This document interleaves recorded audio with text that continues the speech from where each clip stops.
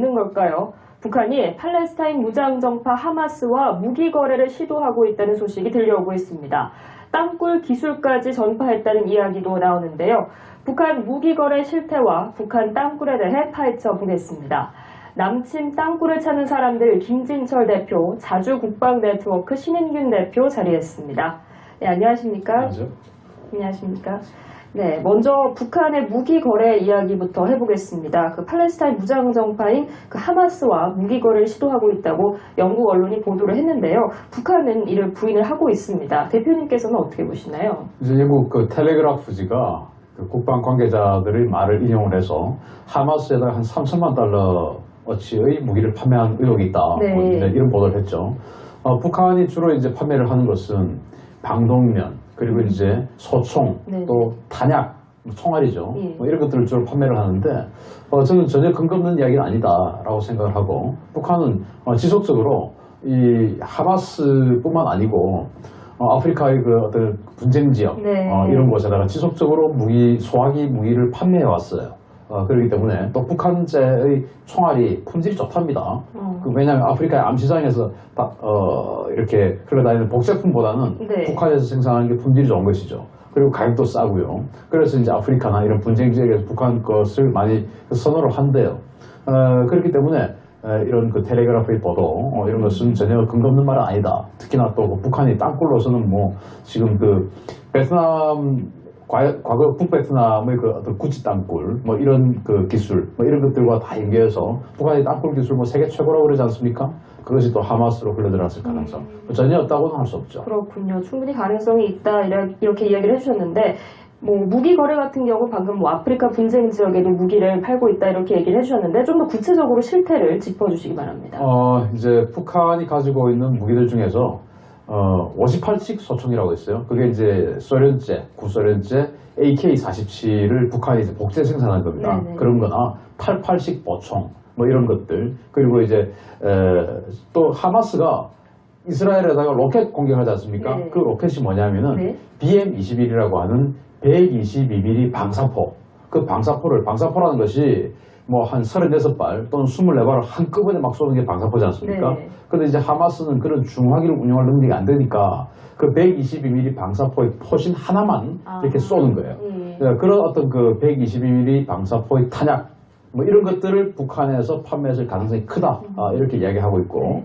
북한은 뭐 그런 것뿐만 아니고 또 비단 하마스뿐만 아니고 시리아, 이란, 파키스탄 이런 뭐 좀 세계적으로 불법적으로 핵을 개발한다든지, 네. 그리고 지금도 아주 그 국제사회로부터 어떤 감시를 받고 있는 그런 그 불량 국가라든지 이런 나라들과 아주 긴밀한 커넥션을 이루어가면서 계속 서로 간에 강점인 또 무기들이 있어요. 네. 그런 것들을 서로 교환하면서 이렇게 그 어떤 그 군사 기술력을 키워가고, 그러면서 또 외화벌이도 하고 그런 것을 쭉 해왔는데, 이제 유엔에서 하도 이제 북한이 이런 그 불법 무기 거래를 하니까, 과거에는 북한을 비롯해서 탄도미사일 또는 핵 이렇게 아주 전략적인 무기들만 사실은 이제 통제를 했는데, 네. 이제는 모든 무기들에 대해서 거래를 할 때는 유엔에 신고를 해라 라고 하는 국제법을 유엔에 마련했어요. 네. 그런데 거기에 북한하고 시리아만 서명을 안 했습니다.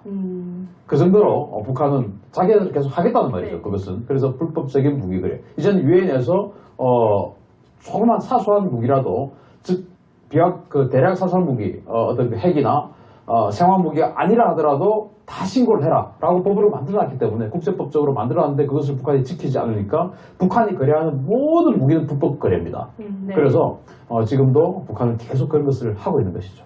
그러면 이제 뭐 국제사회 대북 제재라던가 이런 국제법 같은 것들이 북한에는 전혀 어떤 그 무기 거래를 근절하는데 도움이 안 되고 있는 건가요? 이제 그 국제법들이 사실은 모든 나라가 다 동참을 해서 확실하게 법을 지켜야만이 국제법이 발동되는데, 네네. 우리 국내법은 확실한 통제기구가 있잖아요. 정부라는 통제기구가 있지 않습니까? 그럼 국제사회는, 우리 국내 사회와 달리 국제사회는 확실한 통제기구가 없습니다. 유엔이라는 기구가 있지만 네. 그걸 확실하게 통제할 수 있는 사법권, 뭐 치안권, 입법권 다 가지고 있는 게 아니잖아요. 그러다 보니까 일종의 무정부 상태가 국제사회인데, 거기에서는 그러면 다 협조해서 지켜줘야 되는데, 이른바 뭐 중국 같은 경우에 북한이 어떤 그 핵 개발에도 불구하고 여러 가지 어떤 군사적인 지원이라든지 또 경제적 지원 이런 것을 계속해오고 있고 지금 보도에도 계속 나오고 있습니다만은 러시아는 또 지금 또 북한과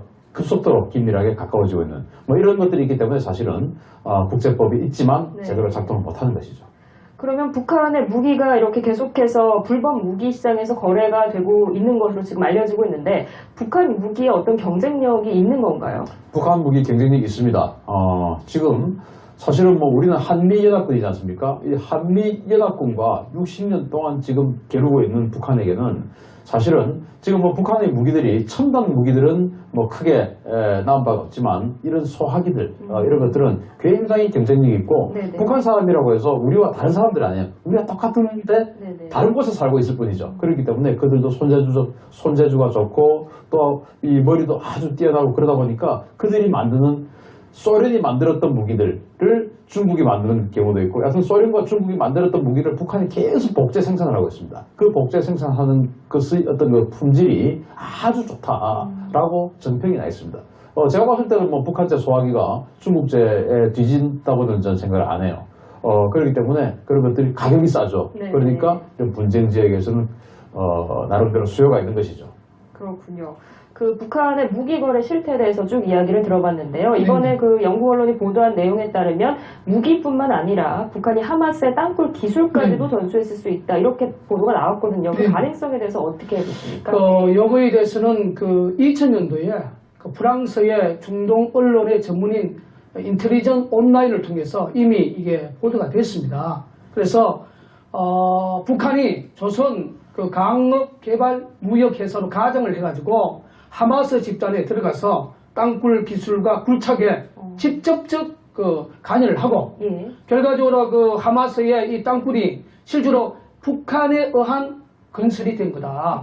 그래서 이제 이번에 그 나온 언론에 보면은 그 하마스 땅굴이 심도가 27m, 그리고 길이가 30km다. 그런데 이번에 이 의미에서 우리 국민들이 꼭 기억할 것은 뭐냐면 땅굴이라고 이야기를 하면 상당히 사람들이 원시적인 그러한 개념으로 봐요. 저게 어떤 21세기 현대전에 큰 위력을 나타내겠느냐. 근데 실제로 2006년에 하마스가 땅굴을 통해서 이스라엘 병사 하나를 생포해 갔어요. 그래가지고 이스라엘 군이 그 생포된 이스라엘 병사를 구출하기 위해서 하마스와 5년 동안 협상을 했는데 그 협상 카드가 뭐냐면 하마스의 그 제수자들 1027명을 석방해주는 조건으로 이스라엘 병사를 구출해 갔단 말이죠. 그러면 이 땅굴의 전략적 가치 중에 하나가 뭐냐면 인질론이다. 인질론. 그래서 만약에 이 땅굴에 대한 인질론이 대한민국에서 만약에 터졌다면 이번에 하마스가 이스라엘 군복을 입고 나오는 것을 이스라엘이 먼저 발견하고 선제 공격을 들어간 거예요. 이게 만약 이런 현실이 대한민국에 만약에 북한의 땅굴에 의해서 만약에 그런 일이 벌어진다면 대한민국은 하루아침에 자유주권이 무너질 수밖에 없어요. 왜냐하면 여기에 사진 보면 북한의 이 군인들이 우리나라의 그 예전에 군복을 입고 훈련받는 그 사진이 있어요. 그리고 2012년 12월 4일 날 중앙일보에서 신종 군복이 중국에 의해서 북한에 들어갔다. 그 기사를 언론이 보도를 했습니다. 그래서 이번에 하마스의 땅굴을 통해서 우리가 기억할 것은 북한에서 내려온 최고의 망명자 중 한 사람이 항장님 씨입니다. 제가 2004년 6월 14일 날 항장님 씨를 만났어요. 선생님, 땅굴에 대해서 말씀해 주십시오 하니까 목사님, 땅굴에 대해서는 인질론에 대해서 생각하면 김일성이가 생전에 갱도 하나가 핵무기에 엮여받은 위력이 있다는 그 의미를 발견할 것이다. 이제 항장 선생님 돌아가셨지만 제가 이 땅굴 사역을 보면서 느껴보니까 만약에 북한이 땅굴을 통해서 대한민국에 들어와서 미군을 수백 명을 인질로 잡고 미군의 가족을 인질로 잡는다면 사실상 총 한 번 쏘지 못하고 하마스가 이스라엘 병사 하나를 데려간 것처럼 1027명을 포로 대상으로 이렇게 석방한 것처럼 그런 꼴이 날 수가 있다는 사실을 기억해야 됩니다. 그렇군요. 이 땅굴 같은 경우에 뭐 무기 거래도 하고 또 마약 거래까지도 이루어진다고 하던데 어떻게 네네. 이루어지는 건가요? 이게 이제 보편적으로 국민들이 그 미국과 멕시코의 국경 사이는 그 마약을 하기 위한 그 네. 마약 땅굴입니다. 그런데 이 하마스의 땅굴은 마약 땅굴도 하지만 무기를 거래하는 땅굴도 쓰지 마. 실질적으로 이스라엘을 공격하기 위한 공격용 땅굴이에요, 이게. 네네네. 이게 공격용 땅굴입니다, 이 자체가. 그래서 지금 이스라엘 영토에서 보면 북쪽에는 레바논의 그 헤즈볼라는 무장 테러 집단이 위에서 땅굴을 굴착해 오고, 네. 그리고 남쪽에는 이게 팔레스타인인 하마스가 땅굴 굴착을 해오고, 그 28일 북한 예무성의 발표를 보니까 우리는 하마스 땅굴하고 헤즈볼라 땅굴하고 전혀 관계없다. 이렇게 발표한 것을 보면 역으로 말하면 닭 잡아먹고 오리발 내리는 거 똑같은 거예요. 역으로 말하면 우리가 개입했다는 건 반증입니다. 그래서 우리 아까 신 대표님 말한 것처럼 북한은 세계적인 최고의 땅굴 기술의 능력을 갖고 있어요. 그럼 그 배우는 뭐 국제사에서 우리가 봤을 때 왜 테러 지원국으로 지정을 예전에 국제사에 했습니까? 그러한 직간접적인 개입을 했기 때문에. 그래서 이번에 우리가 하마스 땅굴을 통해서 대한민국 국민들이 땅굴에 대한 그 위력에 대한 그 의미를 다시 한번 정립한다면 상당히 대한민국의 안보에 대한 도움이 되지 않겠나 저는 그렇게 생각합니다. 그렇군요. 그 북한 땅굴 같은 경우는 지금 우리나라에 4개까지 발견이 됐는데 이게 뭐 남침을 위한 용도다 이렇게 파악하면 될까요? 방금 이제 인질 이야기를 하셨잖아요. 네네. 그 인질이라는 게 비정규전입니다. 이를테면 그 전면전, 즉 전규전을 위한 일은 아니죠. 네네. 이를테면 우리가 옛날에 이제 땅굴 그러면 저기에서 갑자기 북한군 한 개 사단이 튀어나와서 뭐 하면 우리가 어떡하지 이런 상상을 이제 어릴 때는 했어요. 네네. 그런데 사실은 땅굴에서 한 개 사단이 튀어나올 수는 없고요. 땅굴이 북한이 그럼 왜 여기 땅굴에 집착하느냐 이것을 뭘 할 거냐. 자, 북한이 지금 20만 명의 특수부대원을 가지고 있습니다. 그럼 그 특수부대원의 가치는 우리 남한의 후방에 침투해서 뭔가 특수작전을 해야 됩니다. 그러지 않으면 그 가치가 없는 군인들이에요. 그러면 남한에 와야 되는데 어떻게 올 것이냐. 그동안 이제 AN2기라고 해서 아주 저공비행하는 프로펠러기 있지 않습니까? 그것을 가지고 우리에게 이제 침투한다. 뭐 이런 계획도 있었고, 잠수함을 가지고 바다에서 해안에다 대고 침투한다. 뭐 이런 계획도 있고 또 그렇게 해왔었죠. 그런데 우리 해군의 잠수함 탐지 장비가 점점 좋아지고 있고 해안마다 이제 TOD 장비 그래가지고 계속 살피고 있고 또 꽁치잡이 건물에도 걸렸고 막 하다 보니까 불안하죠. 그런데 또 AN2기도 우리 공군에서 조기경보 통제기 PSI를 도입해서 하늘에서 다 봐버리니까 아무리 저공비행을 해도 다 들키죠. 그러니까 올 데가 없습니다. 그러면 특수부대원이 남한으로 침투할 수 있는 공간은 뭐냐? 땅굴이죠. 네. 땅굴을 가지고 어딘가 그 땅굴이 있고 어디 있는지 모르겠습니다만 어딘가로 해서 몇 명이 나와가지고 방금 말씀하신 것처럼 인질을 잡는다든지 네. 아니면 아주 핵심 시설 타격한다든지 핵발전소 우리 원자력 발전소 많이 있잖아요. 그런 곳을 뭐 폭파시켜버린다든지 뭐 이런 일을 한다면 우리 사회가 아비규환이 되겠죠.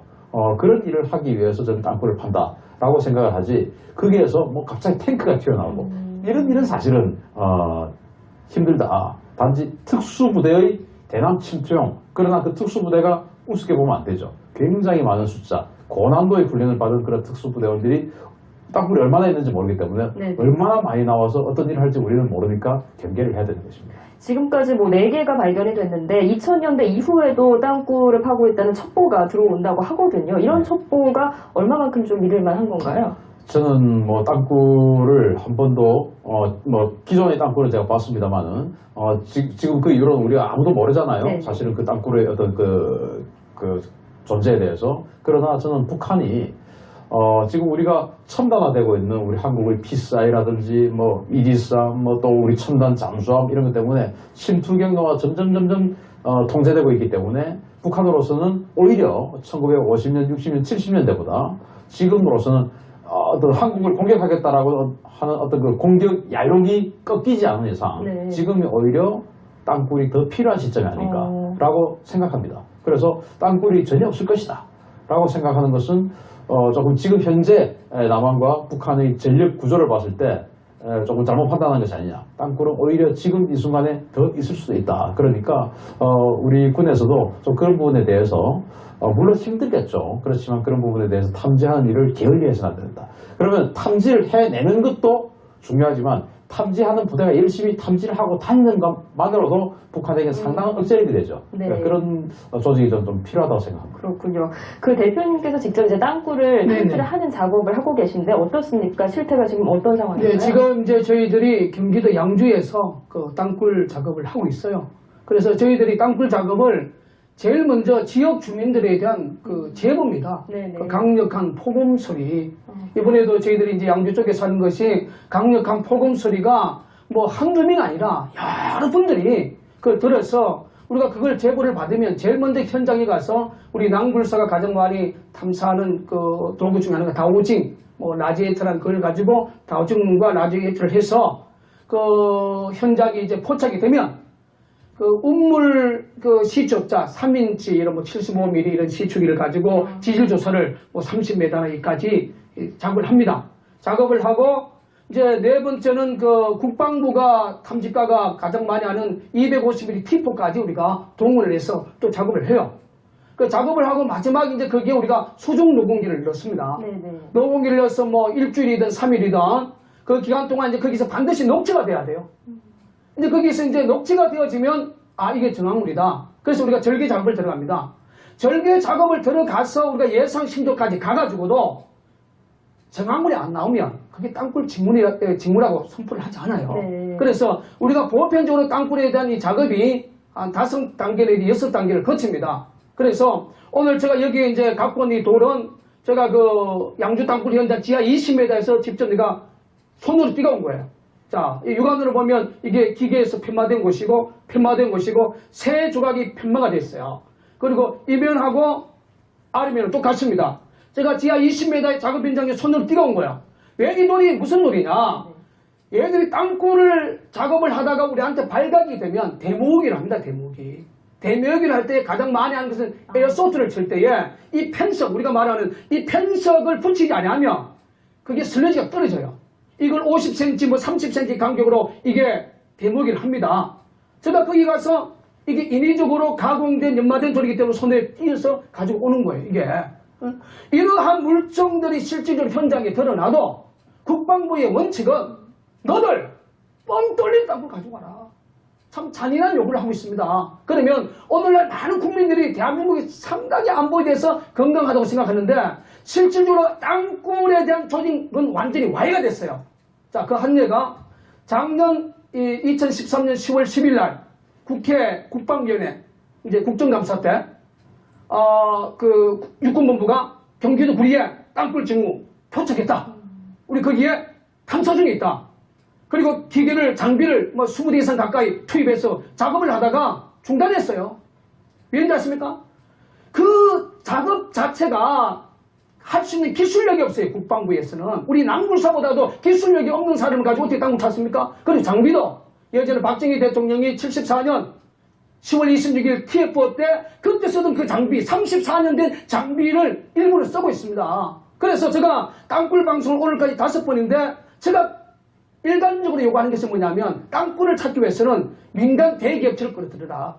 민간 대기업체가 갖고 있는 땅굴 장비와 기술자가 국방부보다 90% 이상 월등한 기술을 갖고 있어요. 이걸 13년 동안 그렇게 외쳐도 국방부는 묵살하고 박근혜 정부조차도 묵살하고 그런 형국이고 또 마지막으로 1990년도에 한미연합이 땅굴을 찾기 위한 TNT 조직이 1990년도에 이미 해체돼 버렸습니다.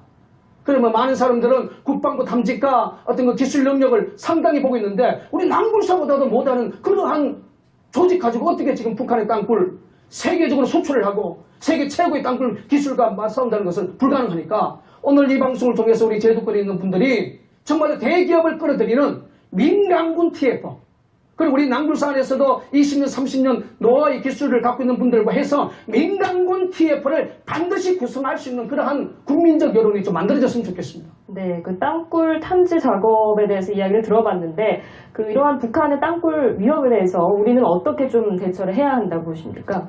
땅굴이 있는지 없는지 그것은 사실은 저는 모릅니다. 모르지만 땅굴이 있을 것이다 또는 북한에게는 필요하다라는 것은 제가 군사적으로 판단할 수 있습니다. 네. 그러면 북한에게 필요하면 어딘가에서 작업을 하고 있을지도 모릅니다. 그래서 방금 이제 목사님 말씀을 하셨지만 우리가 땅굴을 찾아내는 것도 중요하지만 네.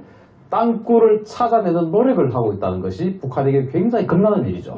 들키면 이것은 뭐 정말 이 남북 간의 어떤 그 질서가 크게 훼손되는 그런 문제가 되고 지금 뭐 예를 들어서 아직은 경색 국면이지만 만약 화해 국면으로 돌아선다 하더라도 그것이 한 번에 그냥 뒤집어질 수 있는 그런 일이기 때문에 우리가 찾는 노력을 하는 것만으로도 북한에게 굉장히 어떤 그 두려운 일이 됩니다. 그래서 그런 노력들을 우리가 계속 해나가는 것이 중요하고 그리고 뭐 그런 작업을 하는 데 있어서 방금 말씀하신 민간 업체에게 외주를 준다든지 아니면 국방부의 자체 내 어떤 그 기구를 도와서 한다든지 할 때 있어서 예산이 얼마 들어가는지 저는 계산해 본 바가 없습니다만은 아무튼 그것이 저는 큰 돈이 들어가는 것으로는 보지 않습니다. 그러니까 그런 부분에 대한 어떤 그 예산 이것은 좀 책정이 필요할 것 같고요.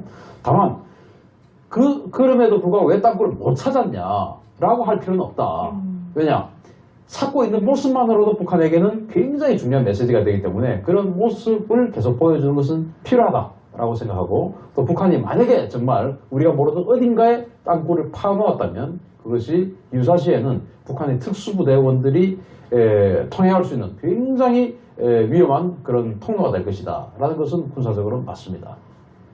네, 우리가 뭐 땅굴을 찾고 있는 모습 자체가 또 북한에게 어떤 메시지를 줄 수 있다 이런 말씀이신 것 같습니다. 네, 지금까지 자주국방 네트워크의 신인균 대표 또 남침 땅굴을 찾는 사람들의 김진철 대표였습니다. 고맙습니다.